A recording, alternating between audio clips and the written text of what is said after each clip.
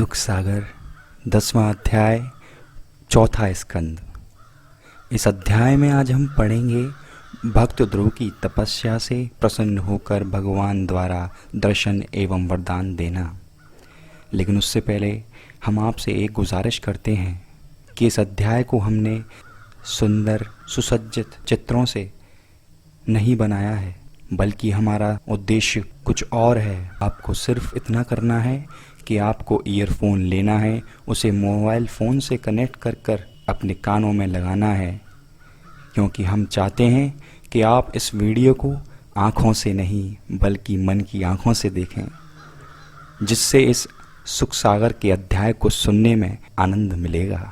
और हाँ, अगर आप चैनल पर नए हैं तो चैनल को सब्सक्राइब करें और नोटिफिकेशन बेल दबाने के बाद ऑल पर क्लिक करें, ताकि आने वाले हर अध्याय को आप सुन सकें। और इस वीडियो को लाइक करें, शेयर करें और कमेंट करके बताएं कि आपको ये अध्याय कैसा लगा। तो चलिए इस अध्याय को आरंभ करते हैं। मैत्रेय जी कहने लगे, हे विदुर जी, देवताओं को इस प्रकार सांत्वना देकर श्री नारायण जी ने वह स्वरूप धारण किया जिसका ध्रुव ध्यान कर रहा था। तत्पश्चात वे गरुड़ पर बैठकर ध्रुव के पास आए। उस समय ध्रुव अपने नेत्र बंद किए श्री नारायण जी भगवान के ध्यान में ऐसा लीन हो रखा था कि उसे श्री नारायण के आगमन का कुछ भी बोध नहीं हो सका। यह दशा देखकर श्री नारायण जी ने उसके अंतःकरण में अपना स्वरूप खींच लिया। जब ध्रुव ने अपने हृदय में उस स्वरूप को नहीं देखा तो उसने घबराकर अपनी आंखें खोल दी। आंखें खोलते ही उसने देखा कि जिस प्रभु का वह ध्यान कर रहा था वह साकार रूप में उसके सम्मुख उपस्थित हैं। तब ध्रुव ने उन परम ब्रह्म परमेश्वर की परिक्रमा करके चरण वंदना की और स्नेह पूर्वक उनकी ओर देखने लगा। ध्रुव की ऐसी दशा देखकर अंतर्यामी परमेश्वर ने यह जान लिया कि ध्रुव को इतना ज्ञान नहीं है जो वह मेरी स्तुति कर सके। यह देखकर उन्होंने अत्यंत कृपा कर ध्रुव के मुख से अपने शंख का स्पर्श करा दिया। उस शंख का स्पर्श होते ही ध्रुव के हृदय में ज्ञान एवं बुद्धि का प्रकाश भर गया। तब उसे संपूर्ण विद्याएं स्वयं ही प्राप्त हो गईं, जिससे वह प्रभु की स्तुति करने लगा। हे प्रभु, जब तक किसी प्राणी पर आपकी कृपा न हो तब तक वह आपके चरणों के दर्शन नहीं पा सकता। ब्रह्मादिक देवताओं में भी इतनी सामर्थ्य नहीं जो वे आपके गुणों का वर्णन कर सकें। आप तीनों लोकों की उत्पत्ति, स्थिति एवं विनाश करने वाले हैं। ध्रुव की विनती सुनकर श्री नारायण जी बोले, हे ध्रुव, हम तुमसे बहुत प्रसन्न हैं, अतः तू वरदान मांग। यह सुनकर ध्रुव बोला, हे भगवान, जब मुझे आपके चरणाविंदों का दर्शन प्राप्त हो गया फिर मांगने के लिए और क्या शेष रह गया है। मैं तो आपके चरणों की भक्ति चाहता हूँ। भक्त ध्रुव की प्रार्थना सुनकर अंतर्यामी परमेश्वर ने कहा, हे पुत्र, तूने राज सिंहासन के लिए तपस्या की थी, इसलिए तुझे राजगद्दी दे देते हैं। अब तू हमारी आज्ञा मानकर अपने नगर को वापस जा। तू 36,000 वर्षों तक राज्य करेगा। जो रानी तुझे निकम्मा कहती थी उसका पुत्र उत्तम तेरी सेवा करेगा और तेरा पिता तुझे राजगद्दी पर बैठाकर तपस्या के लिए वन में चला जाएगा। तेरे भाई उत्तम को शिकार खेलते समय कुबेर का एक दास यक्ष वन में मार डालेगा। उसकी चिंता में उत्तम की माता भी वन में जलकर मृत्यु को प्राप्त हो जाएगी।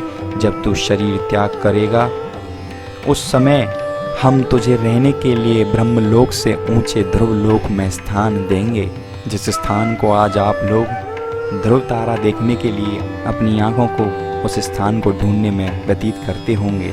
नारायण जी ने और कहा, परम ब्रह्म प्रभु श्री नारायण ने कहा, वहां तुझे महाप्रलय के पश्चात मुक्ति की प्राप्ति होगी। हे ध्रुव, संसार में हमारे भक्तों से अधिक बढ़कर अन्य कोई मनुष्य नहीं है। हम अपने अपने सेवकों की संपूर्ण इच्छाओं को पूर्ण करते हैं। उसी समय देवताओं ने आकाश से पुष्प वर्षा करते हुए श्री नारायण जी की जय जयकार तथा ध्रुव की प्रशंसा की। वरदान देने के बाद श्री नारायण जी ब्रह्मलोक को चले गए। तब पवन पुनः पूर्ववत बहने लगी तथा तीनों लोगों के जीव सुखी हो गए। तब ध्रुव भी अपने घर को चल दिया। उसी नारद जी ने आकर राजा से कहा, हे राजन, तुम्हारा पुत्र ध्रुव प्रभु के दर्शन कर वापस आया है। अब तुम्हें यहाँ बैठे रहना उचित नहीं है, अतः उसे आदर पूर्वक घर ले आओ। नारद जी के वचन सुनकर राजा उत्तानपाद हृदय में बहुत प्रसन्न हो ध्रुव को लेने के लिए चल दिए। नगर की प्रजा ने जब यह सुना कि ध्रुव जी नारायण जी के दर्शन पाकर वन से लौट आए हैं, तो वे सब लोग भी ध्रुव जी का दर्शन करने के लिए वहां गए। ध्रुव जी के पास पहुंचकर सब लोग उनकी जय जयकार करने लगे। उस समय ध्रुव जी जटा बांधे तथा भस्म रमाए हुए वहां बैठे थे। नारद जी और राजा उत्तानपाद को देखते ही वे खड़े हो गए तथा उनको प्रणाम करने लगे। राजा ने बहुत प्रेम से ध्रुव जी को अपनी गोद में उठा लिया तथा अपने आंसुओं द्वारा उनके मुख को धो दिया। ध्रुव जी ने छोटी रानी को आदर देते हुए कहा, हे माता, तुम्हारे कहने के कारण मैं वन को गया था। वहाँ प्रभु का दर्शन प्राप्त होने से मेरी सभी मनोरथों की प्राप्ति हो गई। इसके बाद ध्रुव जी ने अपनी माता सुनीति को दंडवत करते हुए अन्य सब लोगों को उचित आदर दिया। सब लोगों से मिलने के बाद राजा उत्तानपाद ने ध्रुव जी को अपने साथ हाथी पर बैठाया तथा याचकों एवं ब्राह्मणों को दान दक्षिणा दे राजभवन में ले आए। कुछ समय बीत जाने के एक दिन बाद राजा उत्तानपाद ने अपने मन में विचार किया कि ध्रुव अब राज्य करने योग्य हो गया है, इसलिए इसे सिंहासन सौंपकर हमको भी भगवान का भजन करना चाहिए। यह निश्चय कर राजा ने अपने दरबार में कहा। सब लोगों को यह बात अच्छी लगी। तब एक दिन राजा ने मुहूर्त निकलवाकर ध्रुव को राज सिंहासन पर बैठा दिया और आप वन में तप करने को चल दिए। राज सिंहासन पर आसीन होने के उपरांत ध्रुव जी ने ऐसी नीति पूर्वक राज किया कि संपूर्ण प्रजा बहुत प्रसन्न हो गई। उनके राज्य में शेर और बकरी एक ही घाट का पानी पीते थे। कोई आदमी दुखी अथवा दरिद्र न था। ध्रुव जी ने अपने भाई उत्तम को भी राज्य का अधिकार सौंप रखा था, इसलिए वह ध्रुव जी के आदेशानुसार प्रत्येक काम को बड़ी प्रसन्नता के साथ करता था और आठों प्रहर उन्हीं की सेवा में लगा रहता था। एक दिन ध्रुव जी से आज्ञा प्राप्त कर शिकार हेतु उत्तम वन में गया।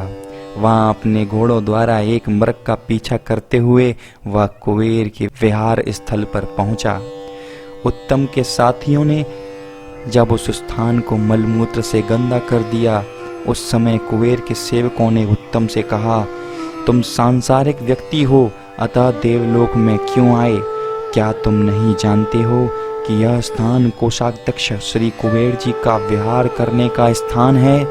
कुबेर के सेवकों द्वारा यह कहा जाने पर राज्य के घमंड में मदोन्मत्त उत्तम ने अपने साथियों के साथ उनके प्रति कटुवचनों का प्रयोग कर दिया। कुबेर के सेवकों में एक यक्ष बहुत वीर था। जब उसने उत्तम के मुंह कटुवचनों को सुना तो उसने आगे आकर उत्तम को मार दिया। तत्पश्चात उत्तम के साथियों ने वहां से ध्रुव जी के पास जाकर उन्हें उत्तम की मृत्यु का समाचार सुनाया। अपने भाई का मरण सुनकर ध्रुव अत्यंत क्रोधित होकर सेना सहित यक्षों से युद्ध करने के लिए चल पड़े। उत्तम की माता भी अपने पुत्र की मौत को सुनकर विलाप करती हुई वन में जाकर उसके मृतक शरीर को ढूंढने लगी। तभी उस वन में अकस्मात आग लग गई और वहीं उसी में जलकर भस्म हो गए। इधर जब ध्रुव अपनी सेना लेकर यक्षों के निकट गए, उस समय 1,30,000 यक्ष भी अपने अपने आयुष लेकर ध्रुव जी से लड़ने के लिए उनके सामने आ गए। यह देखकर ध्रुव जी ने अपने सेनापतियों से कहा, तुम अभी दूर रहकर तमाशा देखो, हम अकेले ही इनसे लड़ेंगे। यह कहकर ध्रुव जी ने अपने रथ को यक्षों के सामने ले गए। उन्हें देखकर यक्षों ने शस्त्रों की वर्षा शुरू कर दी।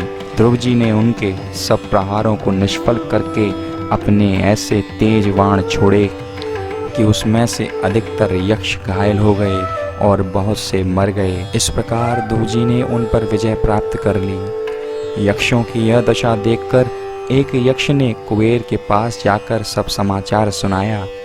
अपनी सेना की ऐसी दशा सुनकर कुबेर जी ध्रुव जी से लड़ने स्वयं युद्ध क्षेत्र में आ गए। उन्होंने ध्रुव जी से कहा, तू मनुष्य होते हुए देवताओं को कष्ट दे रहा है, अतः मैं तुझे मार दूंगा। ध्रुव जी ने कहा, मैं श्री नारायण जी को ही देवता मानता हूँ, क्योंकि उन्होंने देवता, मनुष्य तथा अन्य सब जीवों को पैदा किया है। ये सब बातें सुनकर कुबेर जी ने ध्रुव जी के ऊपर अनेक बाण चलाए, किंतु ध्रुव जी ने अपने तीरों से उन सब को काट डाला। यह देखकर कुबेर जी ने ध्रुव जी से कहा, तुम्हारा गुरु कौन है? तुम्हें यह विद्या किसने पढ़ाई है? ध्रुव जी ने कहा, जिसके प्रताप से तुम देवता बने हो, वही मेरा गुरु तथा स्वामी है। यह सुनकर कुबेर ने क्रोध में भरकर ध्रुव को मारने हेतु नारायण अस्त्र उठाया। उधर ध्रुव ने भी नारायण अस्त्र उठा लिया। तभी ब्रह्मा जी ने अपने मन में यह सोचा कि नारायण अस्त्र चलने से संसार का बड़ा ही अहित होगा। ध्रुव तो श्री नारायण भगवान के भक्त हैं तथा कुबेर देवता हैं, इसलिए इन दोनों में से कोई नहीं मरेगा, परंतु जगत के अन्य सब प्राणी मारे जाएंगे। यह विचार कर ब्रह्मा जी ने ध्रुव जी के पितामह स्वयंभू मनु और नारद जी को यह आदेश दिया कि तुम दोनों जाकर कुबेर और ध्रुव जी को समझाकर उनमें मेल करा दो। यह सुनकर वे दोनों रण क्षेत्र में आए। जब ध्रुव जी ने यह देखा कि मेरे पिता स्वयंभू मनु पधारे हैं, तब वे युद्ध करना छोड़कर अपने रथ से नीचे कूद पड़े और स्वयंभू मनु को साष्टांग प्रणाम किया। और इसी तरह यहाँ पर 10वां अध्याय समाप्त होता है। आशा करते हैं आपको यह अध्याय सुनकर अभूतपूर्व आनंद मिला होगा। और अगर आपने अभी तक बाकी के सुख सागर के अध्याय नहीं देखे हैं, तो उन सभी अध्यायों के लिंक डिस्क्रिप्शन में दिए गए हैं, वहाँ से जाकर आप देख सकते हैं। और हाँ, आप नारी अंग कल्याण के अध्यायों को भी सुन सकते हैं, उनके लिंक भी डिस्क्रिप्शन में दिए गए हैं। चैनल पर नए हैं तो चैनल को सब्सक्राइब करें